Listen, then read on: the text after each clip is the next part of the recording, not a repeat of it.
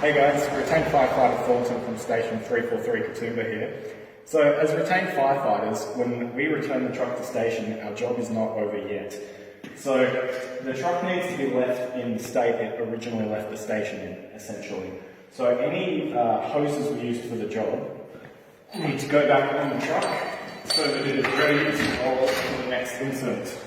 Further to that, we also have to replace any truck radio batteries, so we need to make sure all of our radios are juiced up and ready to go for the next incident at a moment's notice.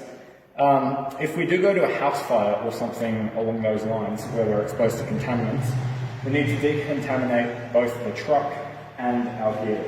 So in that case, these pieces of structural firefighting equipment would be contaminated and not suitable to be worn until they've been professionally dry cleaned. So what we do is we grab one of these heavy duty plastic bags and we just place our garments to be washed inside these bags. One of the first things we do when we return to station. Then so the laundry company are not exposed to any harmful carcinogens, we make sure that we double zip tie them in what's known as the gooseneck technique. So we make sure that there is a complete inside seal, and then we have to tag the goods with what they were actually exposed to. So if it was an asbestos incident, we would have to mark down asbestos so that the laundry company knows what precautions to take when washing this gear. Now, once all that's done, we're not done yet.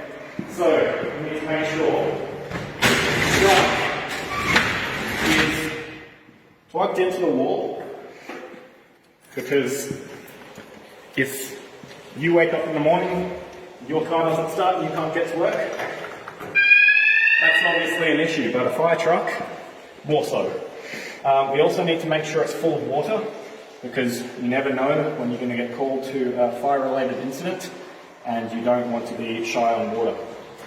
Now, in our structure fire example, we also would have been wearing breathing apparatus. So, in an average job, a firefighter can be wearing this breathing apparatus mask for up to 40 minutes, sweating on and breathing into it. So we need to make sure that's also adequately disinfected so that it's not too nasty for the next person who goes to use it, especially at the moment with the COVID-19 risk.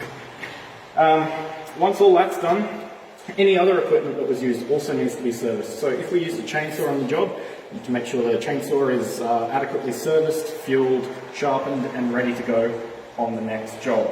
We also need to make sure we replace any air cylinders that we used for the duration of the job, and well, essentially any equipment that gets used needs to be replaced on the truck.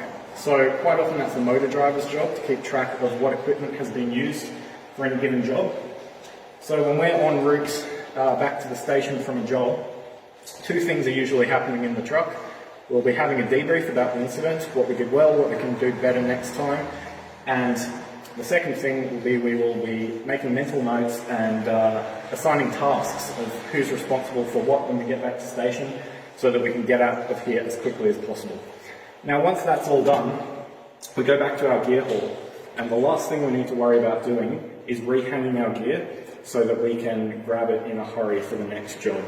As retained firefighters, we show up to the station with very little notice and we need to get dressed in a hurry, so having our gear appropriately laid out is very important to us. Thank you. I hope you enjoyed this little demo of what we have to do when we get back to the station after a job.